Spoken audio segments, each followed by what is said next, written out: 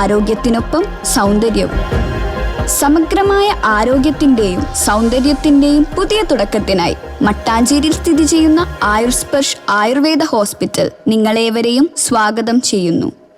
Plantation മേഖലയിൽ നടക്കുന്ന തൊഴിൽ ചൂഷണത്തിനെതിരെ സംയുക്ത തൊഴിലാളി യൂണിയനുകളുടെ നേതൃത്വത്തിൽ മാർച്ച് നടത്തി.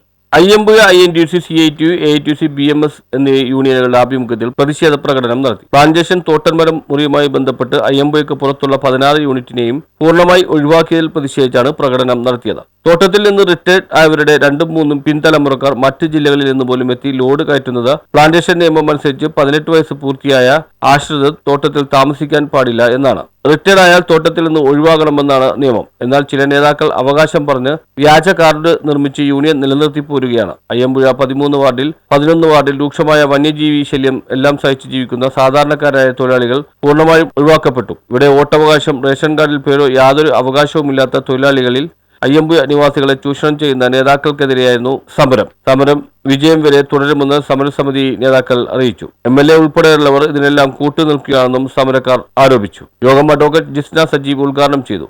എല്ലാവരും ഒറ്റക്കെട്ടായിട്ടാണ് ഇന്നിവിടെ എത്തിയിരിക്കുന്നത്.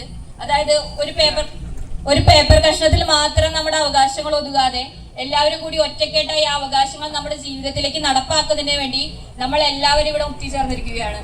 ഇത് നമ്മൾ ഈ നാട്ടുകാരെല്ലാവരും ഒത്തുചേർന്നിരിക്കുന്നത് ഇത് വേറൊരു സമരം മാത്രമല്ല, നമ്മുടെ ഓരോരുത്തരുടെയും മൗലിക അവകാശങ്ങൾ നേടിയെടുക്കുന്നതിന് വേണ്ടിയിട്ടുള്ള ഒരു പോരാട്ടം കൂടിയായിട്ട് നമ്മൾ എല്ലാവരും കാണണമെന്ന് പറഞ്ഞുകൊണ്ട് തന്നെ ഞാൻ നിങ്ങളോട് കുറച്ച് വാക്കുകൾ സംസാരിക്കാൻ ആഗ്രഹിക്കുകയാണ്.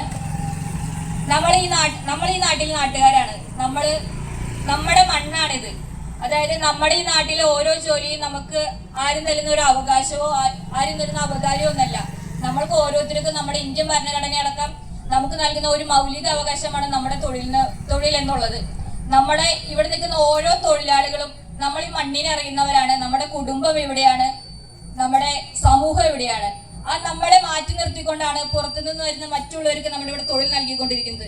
PA പുരുഷോത്തമൻ അധ്യക്ഷത വഹിച്ചു. T. ടോമി, രവി PV, ലീഡർമാരായ David Jijo MP, KD Varghese, Wilson Valluran, Joseph Thaliyan, Jose K തുടങ്ങിയവർ സംസാരിച്ചു. News bureau, Angamaly.